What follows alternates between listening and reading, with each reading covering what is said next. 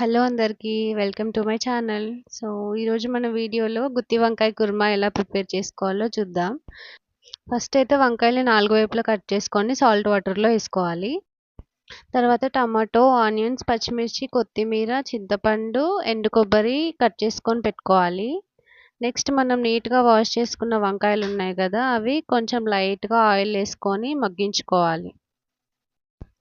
ఇప్పుడు ఈ వంకాయలు మగ్గేలోపు మనము గుత్తి వంకాయ కర్రీలోకి కావాల్సిన మసాలా పేస్ట్ ప్రిపేర్ చేసుకుందాం. దీనికోసం మిక్సీ జార్లోకి 2 స్పూన్ల ధనియాలు, 1 స్పూన్ పల్లీలు, 1 స్పూన్ నువ్వులు, ఇంకొక స్పూన్ దాల్చిన చెక్క, లవంగాలు, బిర్యానీ ఆకు, ఎండు కొబ్బరి, చింతపండు, పచ్చిమిర్చి, ఆనియన్స్, కొత్తిమీర, టమాటో అన్నీ వేసుకొని మిక్స్ చేసుకోవాలి.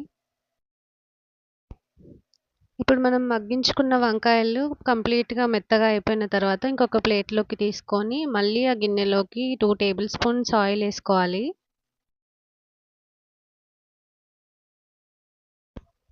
ఇప్పుడు నూనె బాగా వేడెక్కిన తర్వాత మన వంకాయ కుర్మా మసాలాని ఫైన్ పేస్ట్ లాగా చేసుకోవాలి. నెక్స్ట్ ఈ పేస్ట్ని మనం ఒక 10 మినిట్స్ వరకు బాగా ఫ్రై చేసుకోవాలి. పచ్చివాసన అంతా పోయేంత వరకు ఫ్రై చేసుకోవాలి. తర్వాత ఈ పేస్ట్లో ఉప్పు, కారం, పసుపు, అల్లం సరిపడినంత వేసుకొని బాగా కలుపుకోవాలి.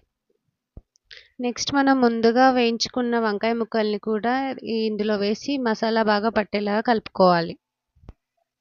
తర్వాత కొంచెం వాటర్, కొంచెం కొత్తిమీర వేసుకొని ఒక 10 నిమిషాల పాటు కూరని మనం ఉడికించాలి. ఇలా చూపిస్తున్నట్టుగా ఆయిల్ పైకి తేలేంత వరకు వంకాయ కూరని దగ్గర పడనివ్వాలి. అంతే, మన టేస్టీ వంకాయ కుర్మా రెడీ.